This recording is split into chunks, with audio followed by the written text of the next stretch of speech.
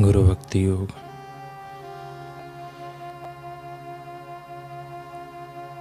जो कोई मनुष्य दुखों से पार होकर सुख एवं आनंद प्राप्त करना चाहता हो, उसे सच्चे अंतःकरण से गुरु भक्ति योग का अभ्यास करना चाहिए।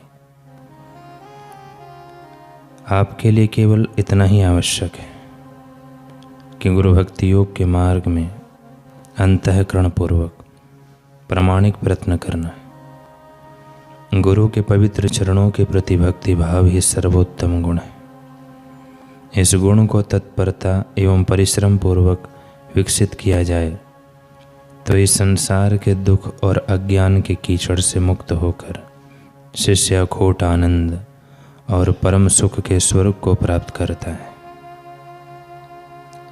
प्रारंभ में तरंग के रूप में दिखने वाली विषय वृत्तियाँ कुसंग के कारण महासागर का रूप धारण कर लेती है। अतः कुसंग का त्याग करके आचार्य के जीवन रक्षक चरणों का आश्रय लो। अगर आप गुरु सेवा में रममाण रहते हैं तो आप चिंताओं को जीत सकते हैं। सब चिंताओं का यह अचूक मारण है।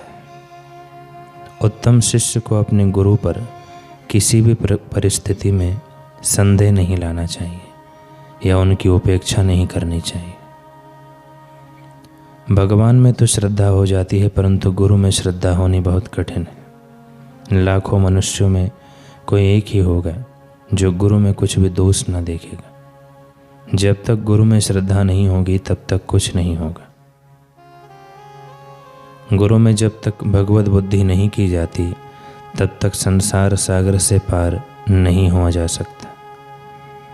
गुरु में मनुष्य बुद्धि होना ही पाप है।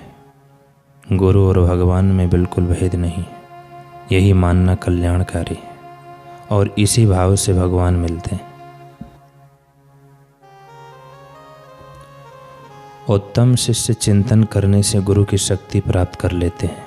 मध्यम शिष्य दर्शन करने से और कनिष्ठ शिष्य प्रश्न करने से शक्ति प्राप्त करते हैं।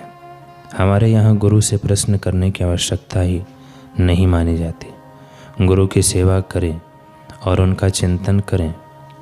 जब गुरु में अनुराग है, गुरु हमारे हैं, तो उनके गुण हमारे ही हैं। आजकल लोग गुरु सेवा तो करते नहीं, फिर भी चाहते हैं कि हमें विद्या आ जाए। ऐसा भला कैसे हो सकता है? गुरु सेवा के बिना तो कुछ भी नहीं सीखा जा सकता। पहले के समय में लोग इतने पढ़ते नहीं थे जितनी गुरु की सेवा करते थे। इसी से उन्हें सब प्रकार की विद्याएं प्राप्त हो जाती थी। आजकल के बड़े से बड़े पढ़े लिखे भी उन गुरु भक्तों के सामने कुछ नहीं है।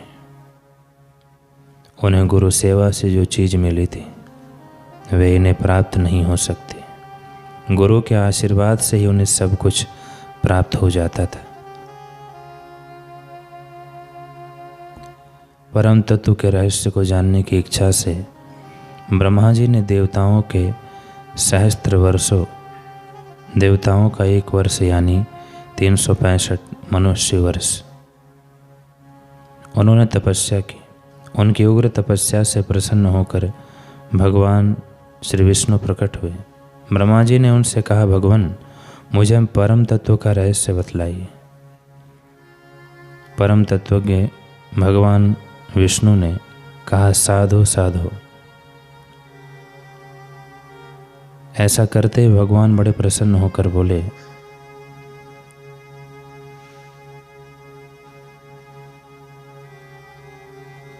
अथर्ववेद की देवदर्शी नामक शाखा में परम तत्व रहस्य नामक अथर्ववेदीय महानारायण उपनिषद ने प्राचीन काल से गुरु शिष्य संवाद अत्यंत सुप्रसिद्ध होने से सर्वज्ञात है, जिसको सुनने से सभी बंधन समूल नष्ट हो जाते हैं, जिसके ज्ञान से सभी रहस्य ज्ञात हो जाते हैं।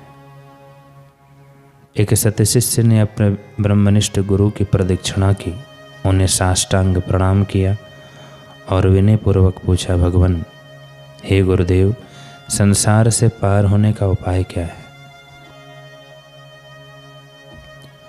गुरु बोले, अनेक जन्मों के किए हुए अत्यंत श्रेष्ठ पुण्यों के फलोदय से संपूर्ण वेद शास्त्र के सिद्धांतों का रहस्य रूप सत्पुरुषों का संग प्राप्त होता है। उस सत्संग से विधि तथा निषेध का ज्ञान होता है। तब सदाचार में प्रवृत्ति होती है। सदाचार से संपूर्ण पापों का नाश हो जाता है। पाप नाश से अंतःकरण अत्यंत निर्मल हो जाता है।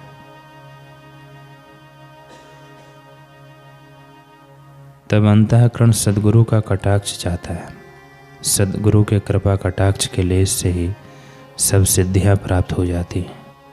सब बंधन पूर्णतः नष्ट हो जाते हैं और श्रेय के सभी विघ्न विनष्ट हो जाते हैं। सभी श्रेय कल्याणकारी गुण स्वतः आ जाते हैं।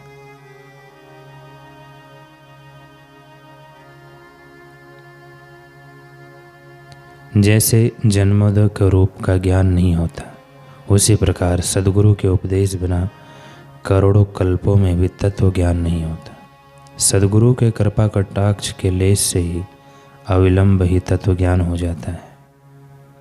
जब सद्गुरु का कृपा कटाक्ष होता है तब भगवान की कथा सुनने एवं ध्यान आदि करने में श्रद्धा उत्पन्न होती है।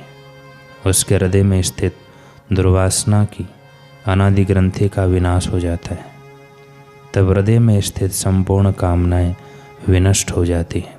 हृदय कमल की कणिका में परमात्मा आविर्भूत होते हैं। इससे भगवान विष्णु में अत्यंत दृढ़ भक्ति उत्पन्न होती है। तब विषयों के प्रति वैराग्य उदय होता है। वैराग्य से बुद्धि में विज्ञान यानी तत्व ज्ञान प्रकट होता है। अभ्यास और गुरु की कृपा से ही यह संभव है।